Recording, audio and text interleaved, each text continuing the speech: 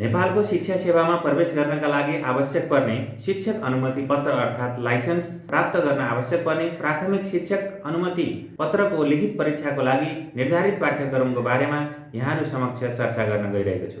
नमस्कार, म बाबुराम भण्डारी, उपप्राध्यापक त्रिभुवन विश्वविद्यालय। हाम्रो युट्युब च्यानलमा यहाँहरूलाई हार्दिक स्वागत गर्दछु।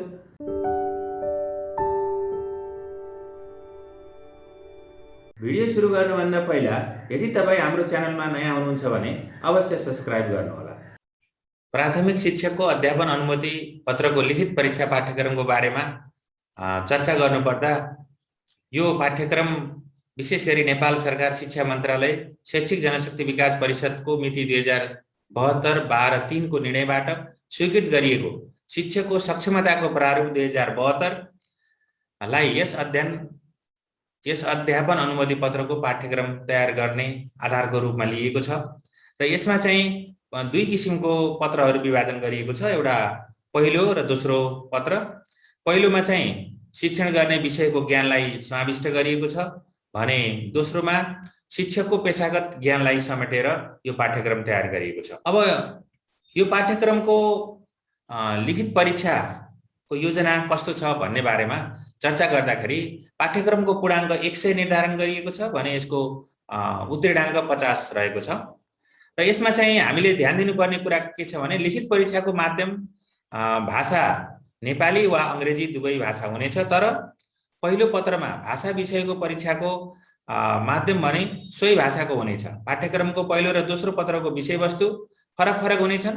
पहिलो र दोस्रो पत्रको लिखित परीक्षा एकै पटक सञ्चालन हुनेछ।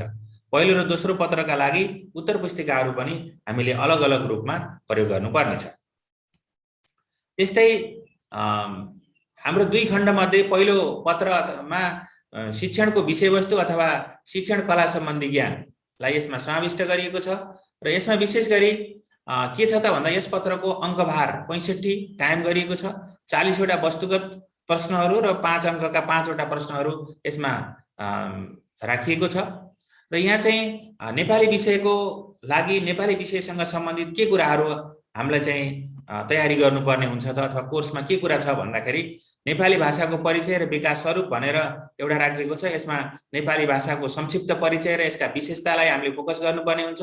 नेपाली भाषाको स्वरूप, नेपाली उच्चारण व्यवस्था, स्वर, व्यञ्जन, अक्षर प्रणाली, कथ्य लेख्य भाषाको भेद तथा अन्तर सम्बन्ध, शब्द भण्डारका दृष्टिले स्तरीय नेपाली प्रयोगमा अन्य भाषाको प्रभावलाई पनि हामीले समेट्नुपर्ने हुन्छ। नेपाली शब्दकोशको प्रयोग, नेपाली भाषामा कार्यमूलक व्याकरणको अवधारणा अभ्यास, समावेशी अवस्थामा भाषिक सिकाइ कसरी गर्न सकिन्छ भन्ने कुरा, अनि भाषा सिकाइमा पठन तत्त्वको अवधारणा, परिचय र प्रयोग, त्यस्तै पहिलो भाषा र दोस्रो भाषाका रूपमा नेपाली भाषा सिकाइ सहजीकरणका कुराहरू, अनि बहुभाषिक अवस्थाको पहिचान र शिक्षणका कुराहरू, अनि भाषिक रूपान्तरण र स्थानान्तरणका माध्यमहरूलाई नेपाली विषयको रूपमा यहाँ समावेश गरेको छ।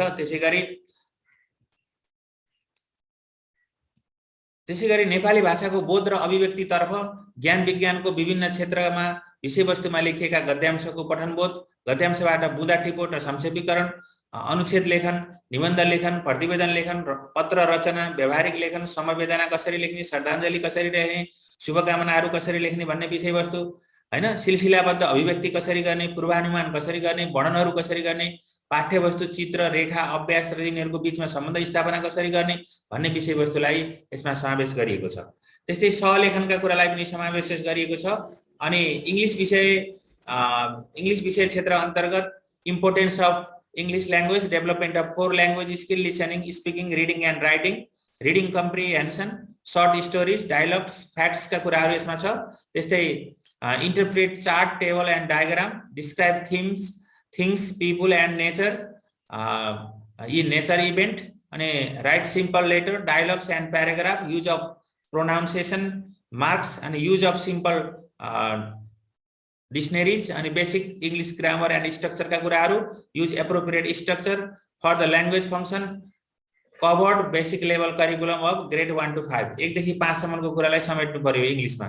युज अफ क्लासरुम ल्याङ्ग्वेज कसरी युज गर्न सकिन्छ क्लासरुम ल्याङ्ग्वेजमा को रूपमा भन्ने कुरा छ। त्यस्तै गणित विषयको पनि हामीले प्राथमिक तहमा अध्यापन गर्नुपर्ने भएको हुनाले लाइसेन्समा पनि यसका विषयवस्तुहरू समावेश गरिएको छ। गणित अन्तर्गत अङ्क र सङ्ख्याको ज्ञान, अवधारणा, शून्यता, रुट, संयुक्त सङ्ख्या, खण्डीकरणका कुराहरू छ। त्यस्तै गणितका आधारभूत क्रियाहरूमा जोड, घटाउ, गुणन, भागका कुरा छन्, भिन्न, दशमलव हैन, अनि प्रतिशतका कुराहरू, समूह प्रकारका क्रियाहरू, अनि त्यस्तै समय, मुद्रा, नापतोल, क्षमतामा आधारभूत क्रियाहरू, रूपान्तरणका कुराहरू राखेको छ। क्षेत्रफल कसरी निकाल्ने, दूरीको हिसाबहरू, आयतनका हिसाबहरू, परिमितिका कुराहरू यसमा समावेश गरिएको छ। त्यस्तै ऐकिक नियम, साधारण ब्याज निकाल्न सक्ने क्षमता, त्यससँग सम्बन्धित नियमहरू, अनुपातका कुराहरू, बीजगणितका कुराहरू, ज्यामितिका कुराहरू, अनि ग्राफ, चार्ट, तालिका र त्यसको सङ्कलनका कुराहरूलाई पनि यसमा समाविष्ट गरिएको छ। अनि त्यस्तै आधारभूत तह, प्राथमिक तह 1 देखि 5 को पाठ्यक्रम यसमा हामीले अध्ययन गर्नु पर्यो। यसभित्र चाहिँ शिक्षण सहजीकरण र मूल्याङ्कनको पाटोलाई तपाईहरुले बढी फोकस गर्नु होला।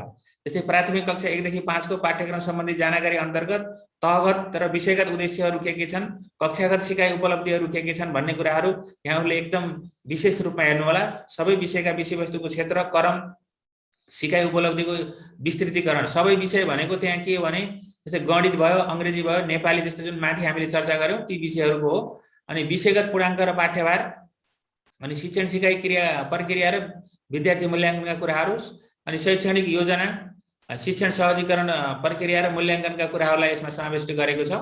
अनि यसभित्र फेरि शैक्षणिक योजनाको निर्माण, अनि शैक्षणिक योजनाको वर्गीकरण, वार्षिक शैक्षणिक योजनाहरूको निर्माण र त्यो प्रयोग, एकाइ योजनाहरू, दैनिक पाठ योजनाका कुराहरू, अनि शिक्षण सुधार योजनाका निर्माण र प्रयोगको कुराहरू, अनि अर्कोमा शिक्षण सहजीकरण प्रक्रिया अथवा विधिहरू, शिक्षण विधिहरू, स्ट्रेटेजीहरू कस्तो प्रयोग गर्ने भन्ने कुरा छ। अब नेपाली विषयको शिक्षण सहजीकरण विधिमा के विधि प्रयोग गर्न सकिन्छ तपाईहरुले ख्याल गर्नु होला। त्यस्तै इंग्लिश अनि गणित विषय, यी तीनटा विषयको चाहिँ शिक्षण विधिहरू, सहजीकरण विधिहरू के हुन सक्छन् भन्ने कुरालाई हामीले विचार गर्नुपर्ने हुन्छ।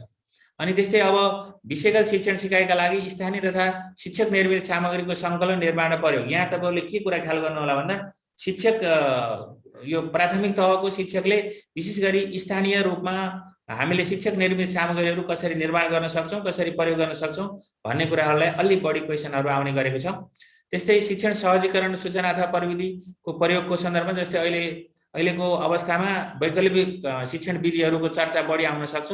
यसमा चाहिँ तपाईको अनलाइन अफलाइनका सामग्रीहरू, दृश्य सामग्रीहरू हैन, अनि सामाजिक सञ्जाल, श्रव्य दृश्य सामग्री, इमेल, इन्टरनेट, मल्टिमिडिया, भर्चुअल सिकाइ, यी साइबर सिकाइ, यी कुराहरू चाहिँ यसभित्र समावेश हुन्छ।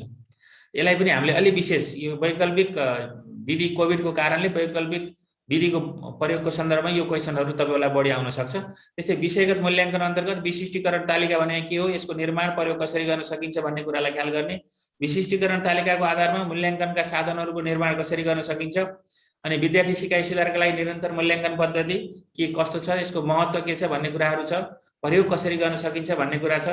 अनि मूल्याङ्कन रुब्रिक्सको प्रयोगलाई पनि यहाँ महत्त्वको रूपमा हेर्ने गरिएको छ, तपाईले त्यसलाई पनि ध्यान दिनु होला।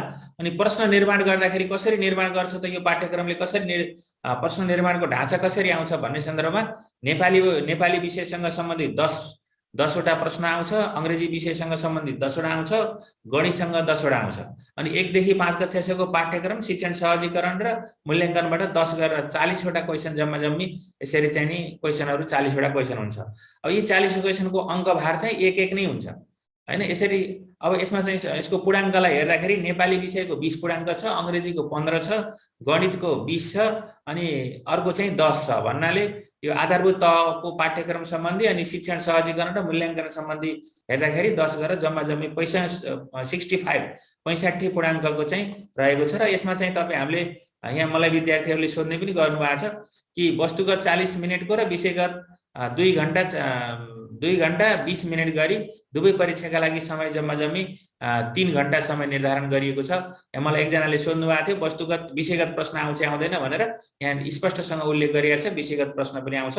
वस्तुगत र विषयगत परीक्षा लगातार सञ्चालन हुन्छ, एकपछि अर्को पहिला वस्तुगत दिइन्छ अनि त्यसपछि विषयगत दिइन्छ। अनि विशेष गरी संज्ञानात्मक क्षेत्रलाई अलि बढी फोकस गरेर प्रश्न निर्माण गर्न सकिने भनेर निर्धारण गरिएको छ पाठ्यक्रममा। विषयगत प्रश्नहरूमा ज्ञान, सिप र प्रयोगका तहलाई बढी फोकस गरेर बनाइएको छ, बनाउन क्वेशनहरू आउँछ।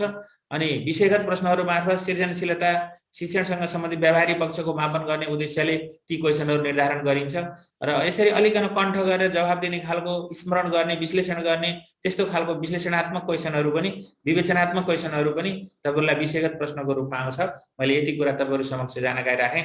अब दोस्रो पत्रको रूपमा पेशागत ज्ञानलाई दोस्रो पत्रको रूपमा राखेको छ र यसमा चाहिँ विशेष गरी के छ भन्दाखेरि यसमा पनि विद्यालय शिक्षा सम्बन्धी विद्यमान समस्याहरू भन्ने च्याप्टरबाट जस्तै नेपालको संविधानमा शिक्षाको अवस्था कहाँ छ, कुन धारा उपधारामा के कुरा उल्लेख गरिएको छ, शिक्षा ऐन 2028 अहिलेको संशोधन सहितको सम्पूर्ण ज्ञान राख्नुपर्ने हुन्छ, शिक्षक सेवा आयोगको नियमावली 2057 र त्यसको संशोधन सहित अनि स्थानीय सरकार सञ्चालन ऐन 2074 मा शिक्षा सम्बन्धी व्यवस्था के कस्तो छ भन्ने कुराहरूलाई पनि तपाईँ हामीले अध्ययन गर्नुपर्ने हुन्छ। अनि त्यस्तै प्राथमिक र निम्न माध्यमिक तहसँग सम्बन्धित विषयवस्तु देखाएका दस्तावेजको आधारमा जस्तै नेपालमा राष्ट्रिय शिक्षा योजना आयोगको प्रतिवेदन 2011 अनि राशिपको 2028, राष्ट्रिय शिक्षा आयोगको प्रतिवेदन 49, विद्यालय क्षेत्र सुधार योजना 73 र ओसी सम्मको अनि त्यो राष्ट्रिय पाठ्यक्रम प्रारूपलाई पनि तपाईले हेर्नु होला। यहाँ उल्लेख नगरे पनि राष्ट्रिय पाठ्यक्रम प्रारूप 2063 अनि शिक्षाका राष्ट्रिय उद्देश्य, आधारभूत शिक्षाका उद्देश्यहरू, सक्षमताहरू, शैक्षिक संरचना पूर्व प्राथमिकदेखि माध्यमिकसम्म कस्तो खालको शैक्षिक संरचना छ, औपचारिक शिक्षा अनि त्यसपछि त्यसभित्रका चाहिँ विभिन्न खालका शिक्षाका तरिकाहरू जस्तै आधारभूत साक्षरता, कार्यमूलक साक्षरता, प्रविधिमा आधारित साक्षरता, खुला तथा वैकल्पिक शिक्षा, निरन्तर शिक्षा, जीवन पर्यन्त शिक्षा हैन, यसलाई चाहिँ तपाईहरुले विषयवस्तुको रूपमा अध्ययन गर्नुहोला।